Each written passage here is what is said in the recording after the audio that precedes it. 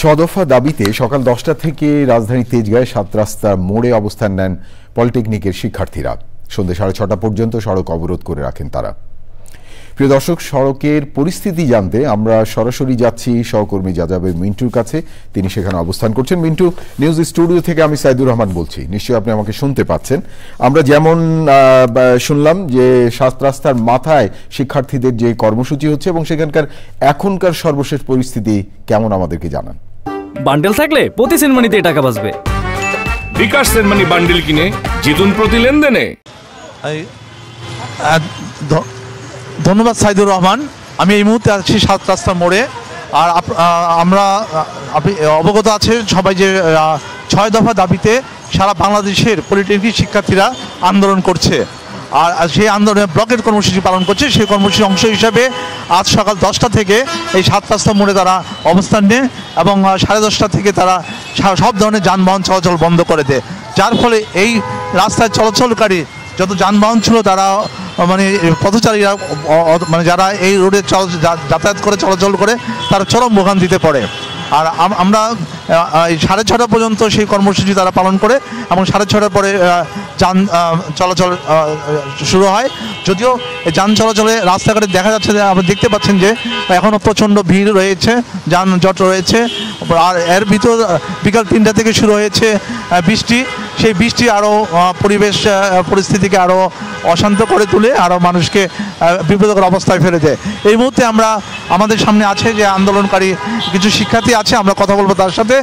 আর তোমাদের কর্মসূচি কি ছিল আজকে? আচ্ছা, ধন্যবাদ। আজকে আমাদের সারা দেশে সারা বাংলাদেশের সকল সরকারি বেসরকারি পলিটেকনিক একত্রিত সমন্বয় করে বাংলা ব্লকের কর্মসূচি পালন করছে। এই কর্মসূচির আওতায় ৭ রাস্তা, মোহাম্মদপুরের যে 3 রাস্তা মোড়, ওইখানে সরকারি গ্রাফিক্সের শ্যামলী সহ অন্যান্য পলিটেকনিক যারা আছে আমরা ওখানে ব্লকের কর্মসূচি পালন করছি।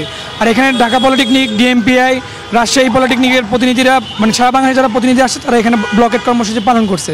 আমরা একটা কথা স্পষ্টভাবে বলতে চাই যে সরকার এই বিষয়টা নিয়ে খুব কালক্ষেপণ করতেছে। আমাদের প্রায় দীর্ঘ 8 মাসের জার্নিতে আমরা বিভিন্ন ধরনের অধিদপ্তর থেকে শুরু করে মহাপরিচালক বোর্ড এবং কি আমাদের কারিগরি শিক্ষা বোর্ড, মাদ্রাসা বিভাগ, সকল বিভাগে আমরা স্মারকলিপি থেকে শুরু করে আমাদের আলোচনা বোর্ড মানে দফায় দফায় বিভিন্ন আলোচনা হয়েছে। তারপরে কোনো রকমের কর্ণপাত না করে তারা আমাদের শুধু কালক্ষেপণ করতেছে।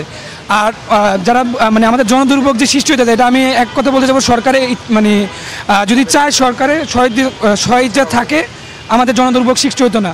আমরা শিক্ষার্থী, আমরা সবসময় ক্লাসে থাকবো, আমাদের পরীক্ষা বর্জন করে কেন আমাদের আন্দোলন করতে হবে? আর এই 6 দফার আন্দোলনের জন্য আমরা সেপ্টেম্বরে আন্দোলন করছি, তারপরে আগস্টে আন্দোলন করছি, এমনকি আমাদের রোজার ঈদের কয়েকদিন আগেও আমরা আন্দোলন করছি পরীক্ষা বর্জন দিয়ে। এখন সরকারের কাছে আমার একটাই মানে অনুরোধ থাকবে যে আমাদের 6 দফা নিয়ে বাস্তবায়নের একটা রোডম্যাপ বা আমাদের দৃষ্টান্তমূলক কোনো 6 দফা যে বাস্তবায়ন হইতেছে এটা একটা যেন করা হয়। আমরা ইতিমধ্যে খবর পেয়েছি যে বিকেলবেলা কারিগরি শিক্ষা বোর্ডের মহাপরিচালক এসেছিলেন, শিক্ষার্থীদের সাথে কথা বলেছেন, কিন্তু তারা শিক্ষার্থীরা ওনাকে অবাঞ্ছিত ঘোষণা করেছেন এবং তারা চাচ্ছেন তাদের এখান থেকে মানে শিক্ষা বোর্ড সংখ্যাধ্যক্ষের জন্য মহাপরিচালকের দাবি নেন, দায়িত্ব নেন আর কি। এই মুহূর্তে দেখছেন রাস্তায় প্রচণ্ড যানজট। আমি আর তাদের যে মিন্টু, অনেক ধন্যবাদ আপনাকে ৭ রাস্তার মাথা থেকে সর্বশেষ পরিস্থিতি জানানোর জন্য।